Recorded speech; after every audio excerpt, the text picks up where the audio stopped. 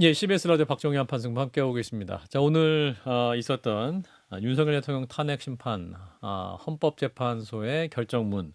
일단 문영배 권한대행의 주요 발언을 듣고 또 계속 이어가겠습니다. 피청구인이 국회의 권한 행사가 권력 남용이라거나 국정 마비를 초래하는 행위라고 판단한 것은 정치적으로 존중되어야 합니다. 그러나 피청구인과 국회 사이에 발생한 대립은 일방의 책임에 속한다고 보기 어렵고 이는 민주주의 원리에 따라 해소되어야 할 정치의 문제입니다.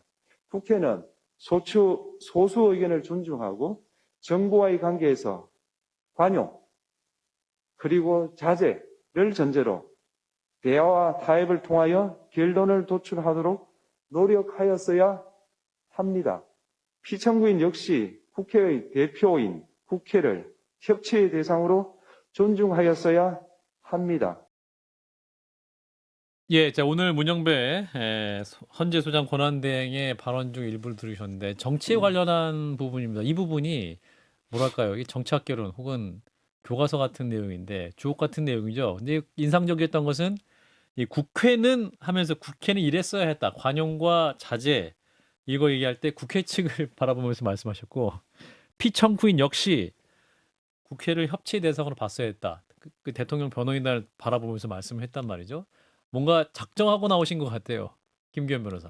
예, 저는 이제 이게 지금 헌법재판관에 저걸 다루기 앞서서 결정문을 누가 쓰느냐, 예. 보통 주심이 쓴다 하더라고요. 아. 그렇다면은 아마 정영식 재판관이 특별한 사정이 없다면 이걸 썼을 텐데 아. 정영식 재판관다운 어떤 생각이 저기에 드러난 것 아니냐라는 그런가요? 생각이 저는 듭니다. 뭐 저 부분도 충분히 뼈아프게 그 민주당 입장에서는 받아들여 경청해야 될 태도가 필요하다고 생각을 합니다만은 사실 저는 개인적으로 저 부분에 대해서는 쉽게 동의하지 않습니다. 왜 그렇습니까? 왜 그러냐면 국회는 당연히 소수 의견을 존중하고 대통령이나 뭐 다른 기관들하고 협치를 해나가야 되는 게 맞아요.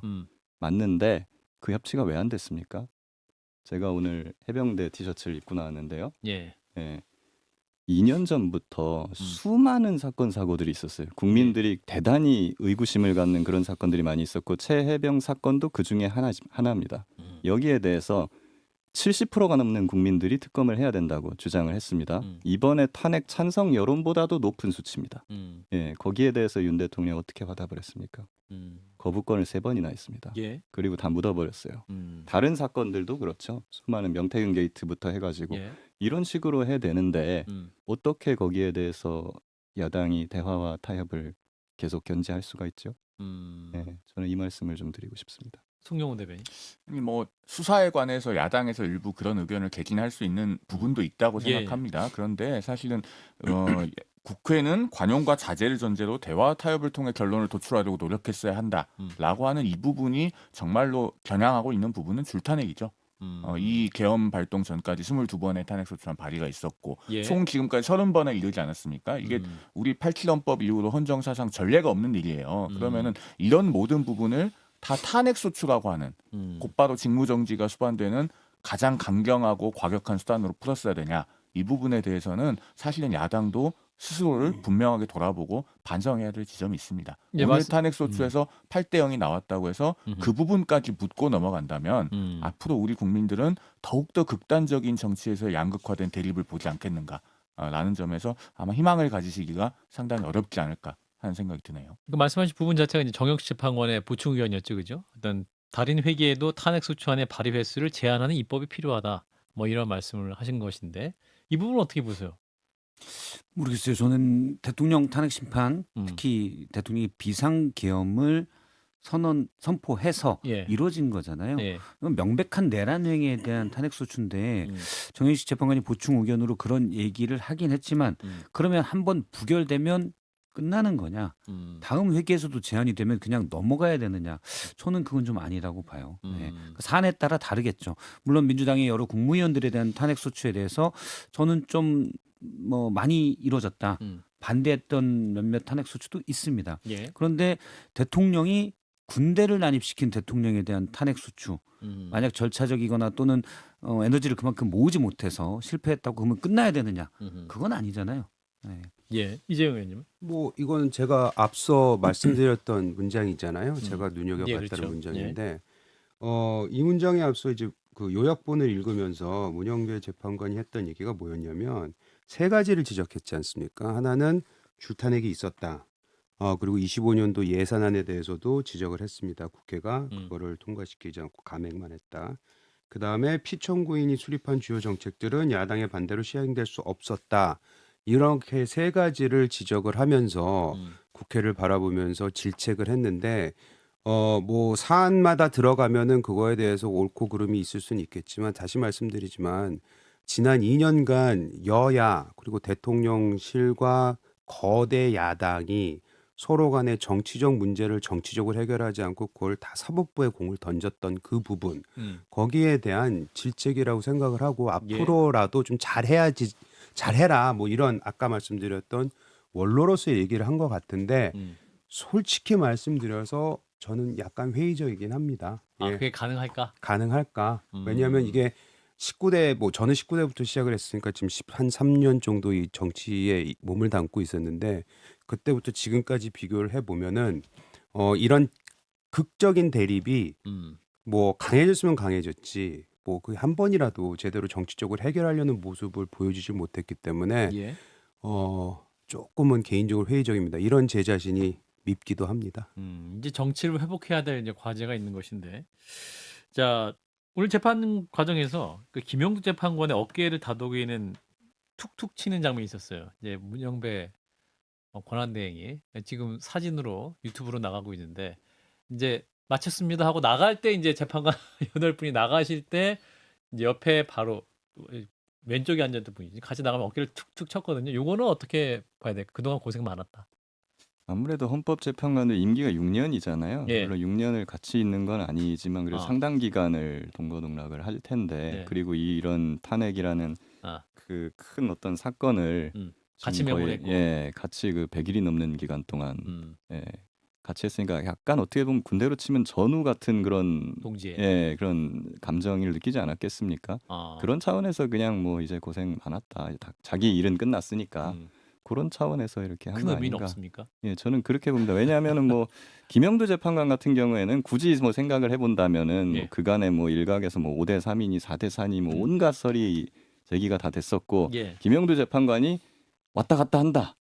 예, 설, 여기에 지라시. 대해서 예, 그런 뭐 이제 결국 저는 다 가짜 뉴스라고 생각을 합니다만은 예, 그런 설이 돌았는데 뭐 그런 걸 굳이 끄집어 와가지고 뭐 해석을 해본다고 하면 예. 예, 김영두 재판관이 마지막에 뭐 고생했어 하면서 뭐 그런 식으로 어떻게 보면 소설 같은 생각을 해볼 수도 있겠습니다만은 예. 근데 저는 결정 내용이나 이런 걸 봤을 때 저는 처음부터 이거는 8대 0으로 쭉 유지돼 왔을 수밖에 없는 사건이었다고 생각을 해서 그냥 뭐 수고했다 정도의 큰 의미는 없지 송명 않을까. 변호사님. 앞으로 고생하라는 의미가 담겨 있을 수도 있어요. 아니 왜냐면은 이거는 이제 2주 후에 퇴임하시고 그렇죠. 김영두 재판관 임기 많이 남았으니까. 김영두 한 재판관이 4년 남았죠. 서열상으로는 다음번 헌법재판소장 권한대행입니다. 소장을 지금 바로 임명을 못하지 않겠습니까? 그러면 4월 18일에 그렇군요. 문영배 이미선 2명의 재판관이 퇴임하면은 당분간 소장 권한대행이에요. 문영배 재판관 본인도 지금 소장 권한대행을 하고 있으니까 그렇군요. 내 뒤를 이어서 잘 좀 고생해달라라는 의미가 담겨 있을 수도 있겠다라는 생각이 듭니다. 거기에 확 끌리네요. 그러게요. 거기 이렇게 전역하는 병장이 이제 남는 상병한테 고생해라. 여러 해석이 가능한 일이어서 예. 사실은 그냥 바로 옆에 지나가면서 있었기에 예를 들어서 뭐 가장 제가- 가까웠기 때문에. 네, 제가 가다가도 뭐 예를 들어서 후배들이 있으면 그냥 큰 일을 치른 다음에 고생했어라고 하면서 바로 가까이 있는 사람들의 어깨를 두드릴 수도 있고 알겠습니다. 물론 뭐 일부에서 나왔던 뭐 지라시에 나왔던 내용처럼 그럴 가능성도 있고 예를 들어서 어제 강찬호 의원께서 말씀하셨지만 제가 이제 없는 자리에서 얘기하는 건 좀 그런데 사실 어제 얘기하려면 시간이 없어서 얘기 못했거든요. 예. 갈등 고성이 나왔다고 예, 했었잖아요. 헌재 제가 사실 그때 하고 싶었던 얘기는 평의 때 고성이 나왔다. 그렇죠. 사람들이란 짜장면과 짬뽕 가지고도 고성이 나올 수 있다. 그런 걸로 억측을 그러니까 근거가 희박하잖아요. 그러니까요. 불안해할 필요는 없다라는 얘기를 하고 싶었는데 예. 어제 시간이 없어서 못했어요. 그래서 예. 이 부분도 너무 과도한 해석을 할 필요는 없다고 생각합니다. 다음 주에 이제 그 어제 강찬호 의원은 그 4대 4 혹은 6대 2 뭐 이거 예. 예상했기 다 틀렸어요. 그래서 예. 거기에 대해서 우리가 좀 얘기 좀 할 예정입니다. 짜장면 짬뽕 다시 그때 얘기하겠습니다. 알겠습니다. 그냥 송영훈 변호사 말이 맞았다고 해주면 되지 그걸 또 그렇게 길게 알겠습니다. 설명을 하십니까? 알겠습니다. 죄송합니다. 자, 송영훈 변호사님 말씀이 맞습니다. 자 오늘 이제 헌재 최종 판단 이제 파면 선고 이후에 윤 대통령 입장이 나왔습니다. 두 가지가 나왔는데 첫 번째는 기대에 부응하지 못해 안타깝고 죄송하다. 그 대한민국을 위해 일할 수 있어서 큰 영광이었다. 이게 첫 번째였습니다. 이제 첫 번째, 두 번째 문장인데 첫 번째부터 짚어보죠. 기대에 부응하지 못해 안타깝고 죄송하다. 대한민국을 위해 일할 수 있어서 큰 영광이었다. 요거는 승복입니까 아닙니까?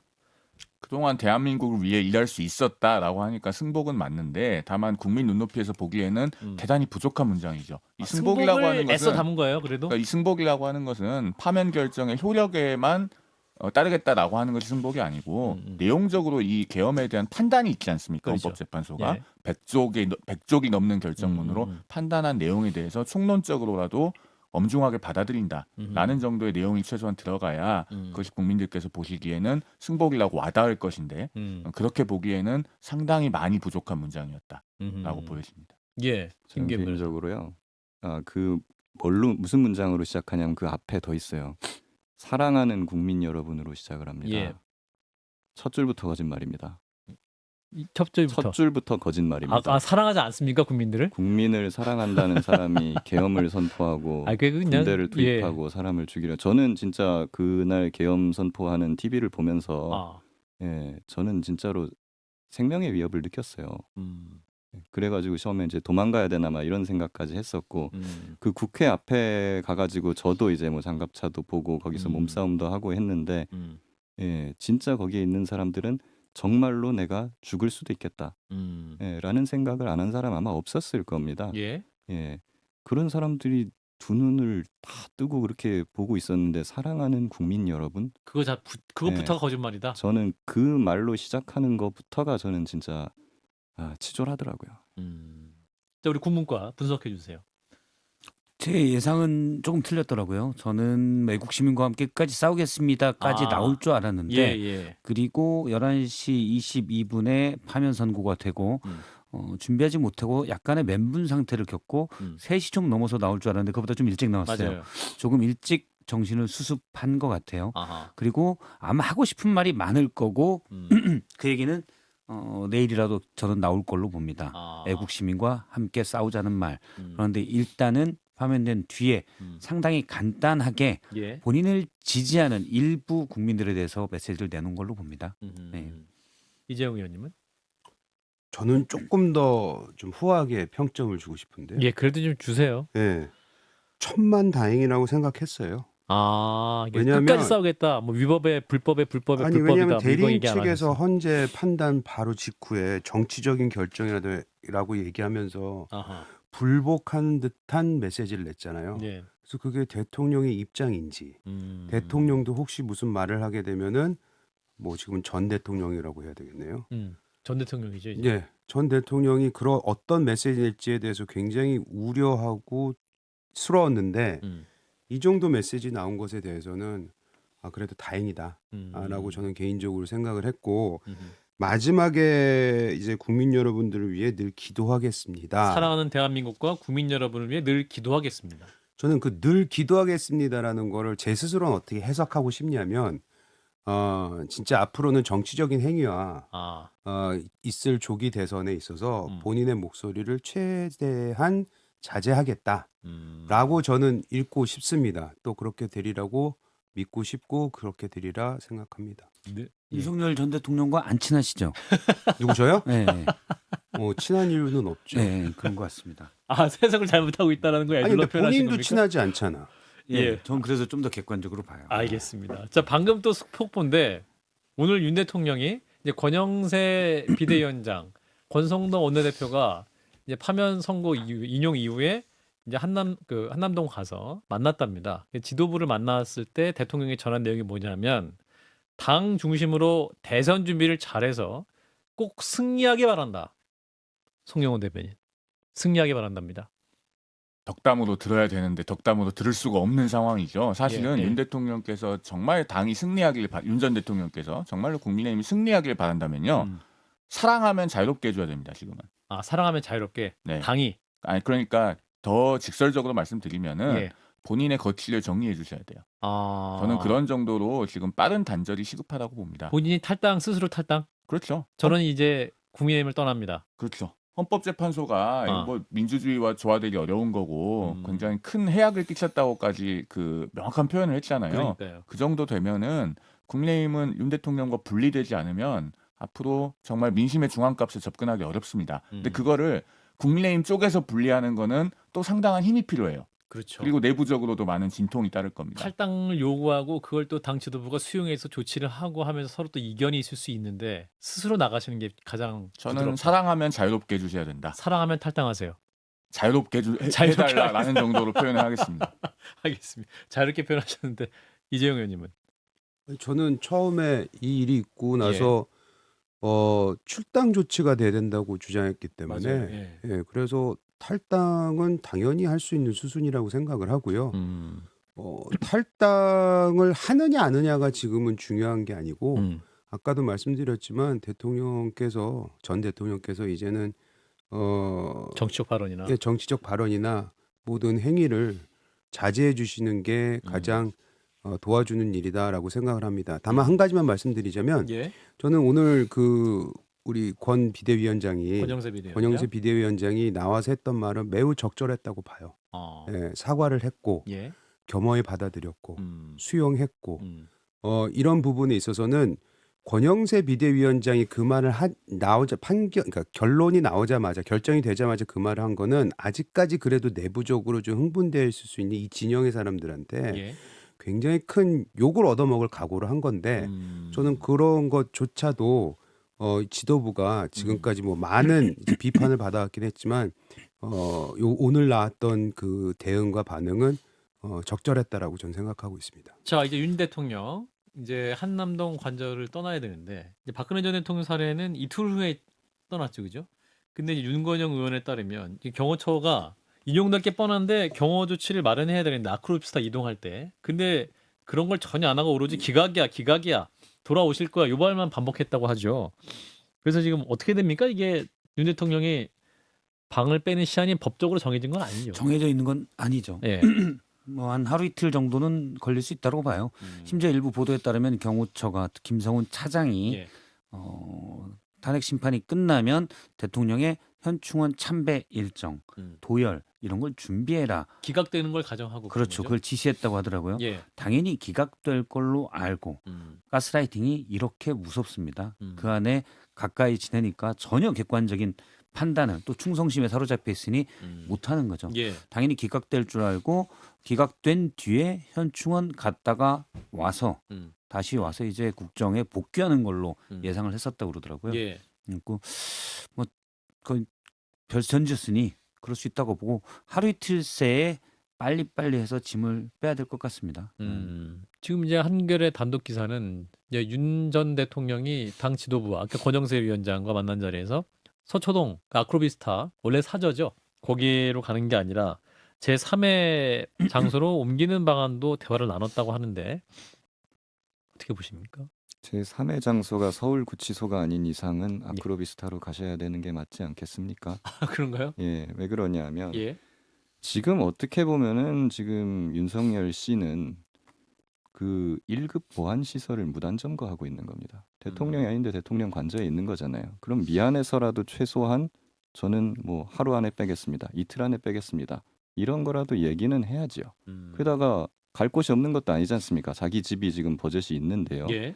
그렇다면 최소한 그 헌법재판소의 그 호된 질책을 받고 파면이 됐으면 최소한 자기가 언제 빠지겠다 정도까지는 하고 그리고 죄송하다라는 정도의 의사표시는 하는 것이 국민에 대한 예의가 아닌가 저는 그렇게 생각이 듭니다. 만약에 제3의 장소를 거론하는 것이 특히나 아크로비스타로 안 가고 제3의 장소를 마련할 테니까 마련할 때까지는 나는 안 나가겠다.